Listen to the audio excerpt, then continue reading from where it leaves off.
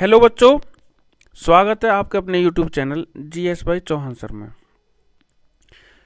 आज मैं आपके सामने लेकर आया हूँ क्लास 7th की ज्योग्राफी का चैप्टर, पहला चैप्टर। तो चलिए शुरू करते हैं। चैप्टर नंबर 1, पहला चैप्टर, पर्यावरण। पर्यावरण के बारे में लेकर आया हूँ। अगर आपको मेरी वीडियो पसंद आए तो मेरे चैनल को सब्सक्राइब करना, वीडियो को लाइक शेयर करना। चलिए शुरू करते हैं। सबसे पहले ये देखते हैं, ये थोड़ी सी स्टोरी है। स्टोरी से भी बहुत कुछ समझ आएगा आपको। इसी के बारे में ये बेस बनाया गया है आपका। चलो देखते हैं इसको। लंबी छुट्टियों के बाद जब रवि स्कूल जा रहा था तब उसने देखा कि उसके स्कूल के निकट के खेल के मैदान में खुदाई हो गई थी। जो स्कूल के पास वाला खेल का मैदान था उसमें खुदाई हो गई थी। वहीं एक मैदान उनके खेलने के लिए वहां पर था। वही एक मैदान था बस। लोगों ने बताया कि वहां अनेक फ्लैटों वाली एक बड़ी इमारत बनेगी, मतलब फ्लैट्स बनेंगे वहां पर। जब रवि को समझ में आया कि मुलायम घास, गेंदे के फूल एवं तितलियों वाला विशाल मैदान अब हमेशा के लिए नष्ट हो चुका है, तो उनकी आंखों से आंसू छलकने लगे। उसकी आंखों से, रवि की आंखों से आंसू छलकने लगे। उसने यह बात अपने सहपाठियों को बताई। सुबह की सभा में प्रधानाचार्य ने भी बहुत उदासी से कहा, देखो कैसे हमारा पर्यावरण बदल रहा है। कक्षा में पहुंचकर रवि ने अपने शिक्षक से पूछा, पर्यावरण क्या है? अब ये समझने वाली बात है कि पर्यावरण क्या है। जो कुछ भी आप अपने आसपास देखते हो, शिक्षक ने बताया। शिक्षक ने कहा कि जो भी कुछ आप अपने आसपास देखते हो वही पर्यावरण है। रवि कहने लगा, इसका अर्थ है स्कूल भवन, मेज, कक्षा में रखी कुर्सियां, यहां तक कि खुला मैदान, सड़क, कूड़ा करकट, मेरे दोस्त, ये सभी हमारे पर्यावरण के अंग हैं।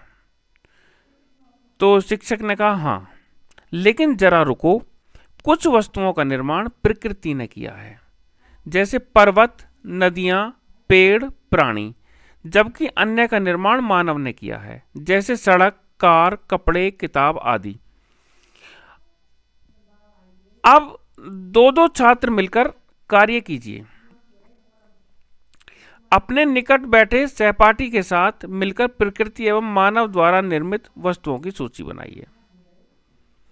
रवि, परमजीत, जेसी, मुस्तफा, आशा सभी यह सूची बनाने के लिए उत्सुक थे। इकबाल ने पूछा, हमारा पर्यावरण क्यों बदल रहा है?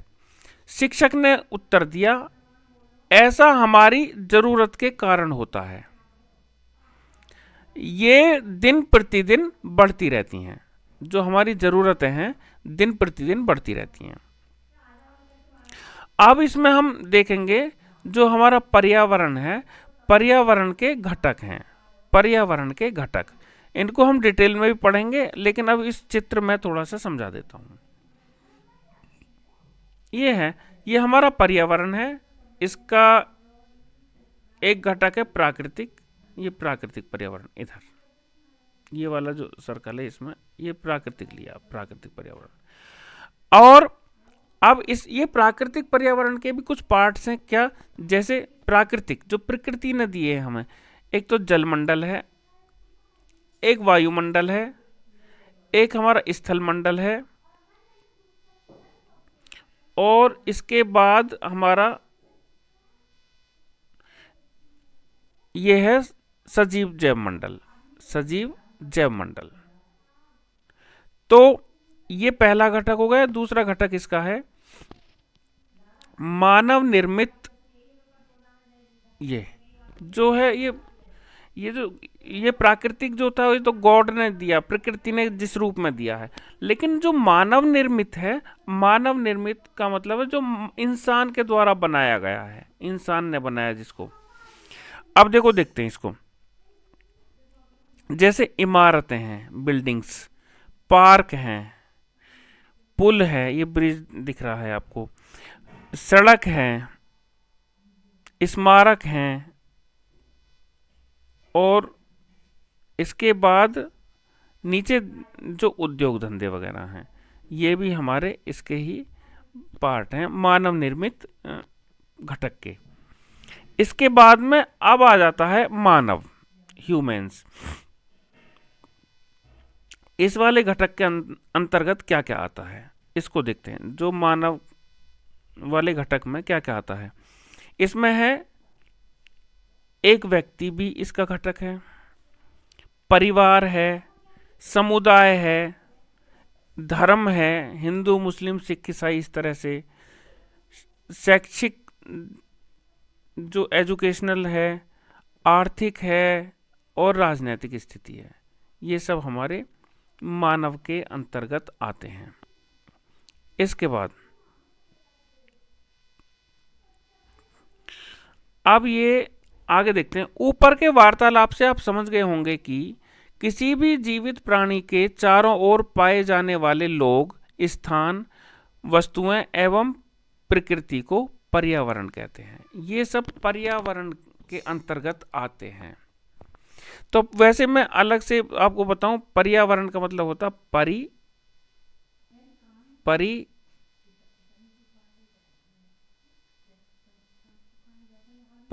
प्लस, ये परि थोड़ा सा इस तरह से, परि प्लस आवरण, इससे टच वाले उसे लिखना थोड़ा सा, परि प्लस आवरण, ये पर्यावरण होता, परि प्लस आवरण।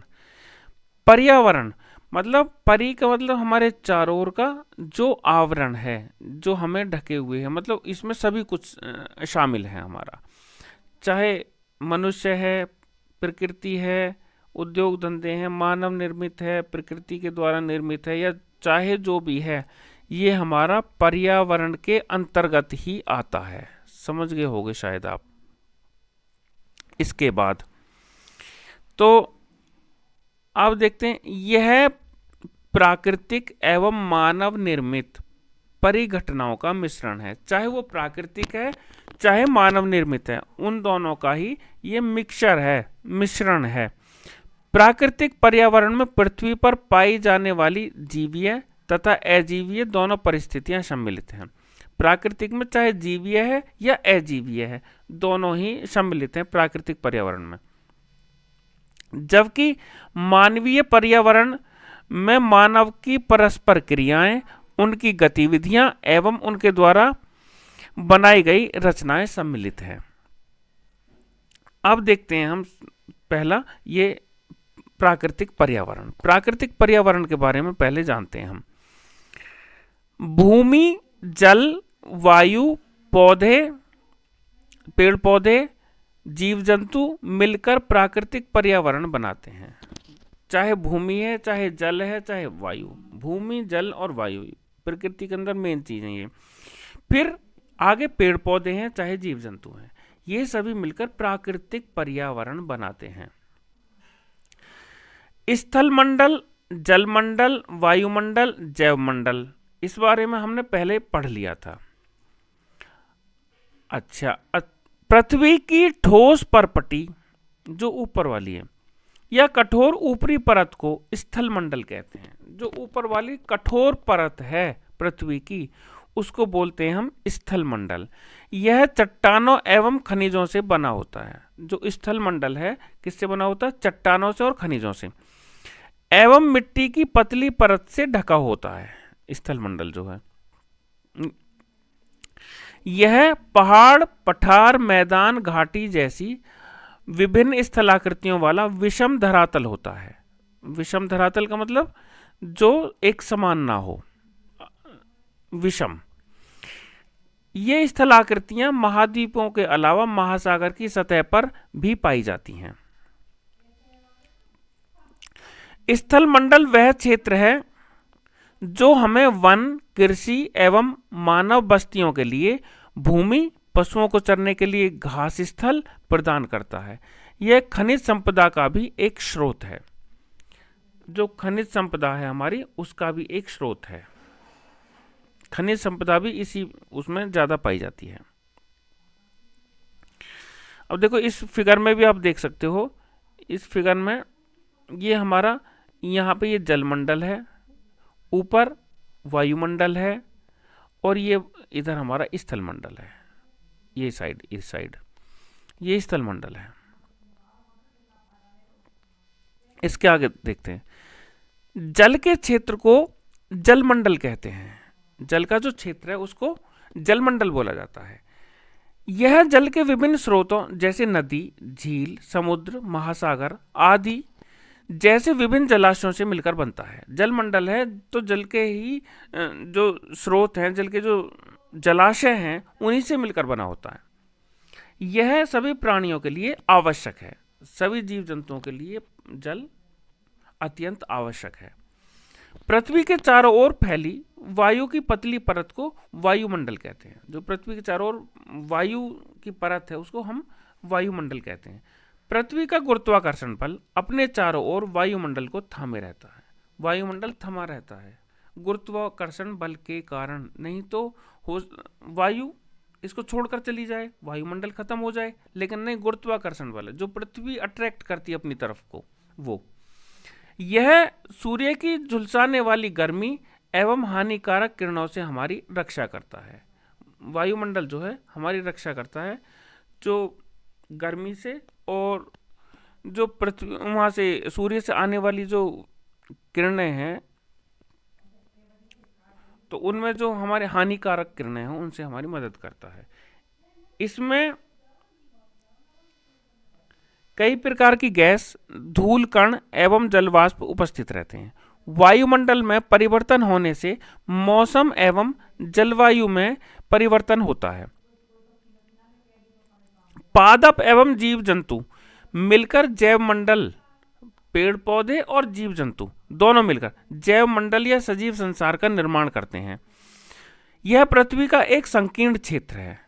संकीर्ण का मतलब बहुत छोटा क्षेत्र है, जहां स्थल, जल एवं वायु मिलकर जीवन को संभव बनाते हैं। यहाँ सभी का योगदान होता है। जो सजीव मंडल है इस या जैव मंडल है, इसमें सभी का योगदान होता है। जल, वायु, स्थल तीनों का कॉम्बिनेशन है यहाँ पर। अब आता है हमारा पारितंत्र क्या है। अब इस स्टोरी को देखते हैं जरा। रवि की कक्षा के एक एनसीसी कैंप में जेसी ने आश्चर्य से कहा, कितनी मूसलाधार वर्षा हो रही है। इससे मुझे अपना केरल याद आ गया। तुम सबको आकर देखना चाहिए कि कैसे हरे भरे खेतों एवं नारियल के बागानों में लगातार बारिश होती रहती है। तभी जैसलमेर के रहने वाले हीरा ने आश्चर्य से कहा, हमारे यहाँ वर्षा होती ही नहीं है। हम तो दूर दूर तक केवल कीकर एवं रेत ही, हमारे यहाँ तो दूर दूर तक कीकर एवं रेत ही नजर आती है। लेकिन वहाँ ऊँट भी तो मिलते हैं, रवि ने कहा। रवि ने उससे कहा, वहाँ ऊँट भी तो मिलते हैं, क्योंकि ऊँट कहाँ मिलते हैं? रेगिस्तान में मिलते हैं ज़्यादातर। हीरा ने कहा, ऊँट तो मिलेंगे ही। जब तुम हमारे रेगिस्तान आओगे तो तुम्हें सांप, छिपकली एवं अन्य कीट भी देखने को मिलेंगे। रवि हैरत में पड़ गया। विभिन्न स्थानों पर पाए जाने वाले जीव जंतु, वनस्पति, लोगों के रहन सहन के तरीके इतने भिन्न क्यों हैं? इतने अलग अलग क्यों हैं ये तरीके? सभी का एक दूसरे के साथ संबंध है क्या? एक दूसरे के साथ कोरिलेशन है इनका सभी का? शिक्षक ने कहा, बिल्कुल, बहुत संबंध है। सभी पेड़ पौधे, जीव जंतु एवं मानव अपने आसपास के पर्यावरण पर आश्रित होते हैं। प्राय वे एक दूसरे पर भी आश्रित हैं। आसपास के पर्यावरण पर भी हैं आश्रित, एक दूसरे पर भी आश्रित हैं। और ये जो इनका जीवधारियों का आपस में जो ये संबंध है, यही पारितंत्र का निर्माण करता है। अधिक वर्षा वाले वन, घास स्थल, रेगिस्तान, पर्वत, झील, नदी, महासागर एवं छोटे से ताल का भी एक पारितंत्र हो सकता है। अब आगे देखते हैं मानवीय पर्यावरण। अब आया हमारा मानवीय पर्यावरण। मानव अपने पर्यावरण के साथ पारस्परिक क्रिया करता है और उसमें अपनी आवश्यकता के अनुसार परिवर्तन भी करता है। वो मानव, प्रारंभिक मानव ने स्वयं को प्रकृति के अनुरूप बना लिया था। उनका जीवन सरल था एवं आसपास की प्रकृति से उनकी आवश्यकताएं पूरी हो जाती थीं।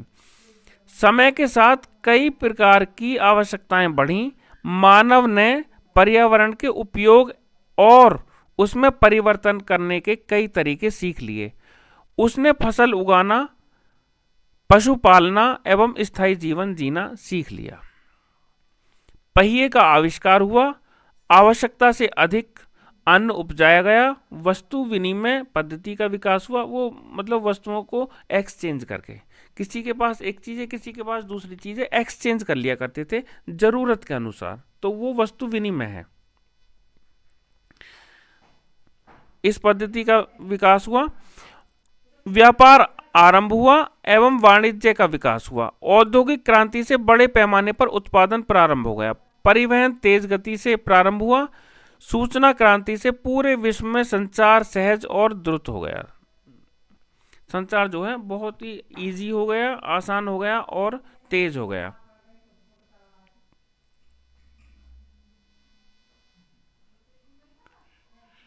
क्या आप जानते हैं कि गर्मी में रसीला तरबूज एवं सर्दी में भुनी हुई मूंगफली खाना क्यों पसंद करते हैं? प्राकृतिक एवं मानवीय पर्यावरण के बीच यही संतुलन होना आवश्यक है। मानव को पर्यावरण के साथ समरसता से रहने एवं उसका उपयोग करना सीखना चाहिए, तरीके से उपयोग करना चाहिए। कोई चीज ज्यादा हमको वेस्ट नहीं करनी चाहिए। रवि की कक्षा में मिजोरम की एक लड़की है नूरी। वह अक्सर अपने स्थान की हरियाली की बात करती रहती है। खेल का मैदान नष्ट होने के कारण रवि की उदासी देखकर नूरी ने उसे आने वाली छुट्टियों में अपने घर मिजोरम आने को कहा। रवि के शिक्षक ने सभी बच्चों से कहा छुट्टियों में वे जिन स्थानों पर जाएंगे वहां के भूदृश्य एवं लोगों के क्रियाकलापों के चित्र बनाकर लाएं। जो भूमि के जो वो है वहां की भूमि की पिक्चर और उनके वहां के क्रियाकलापों का। इस तरह से हमारा ये चैप्टर यहीं ख़त्म होता है। तो अगर आपको मेरी वीडियो पसंद आई हो तो मेरे चैनल को सब्सक्राइब करना, वीडियो को लाइक शेयर करना। धन्यवाद।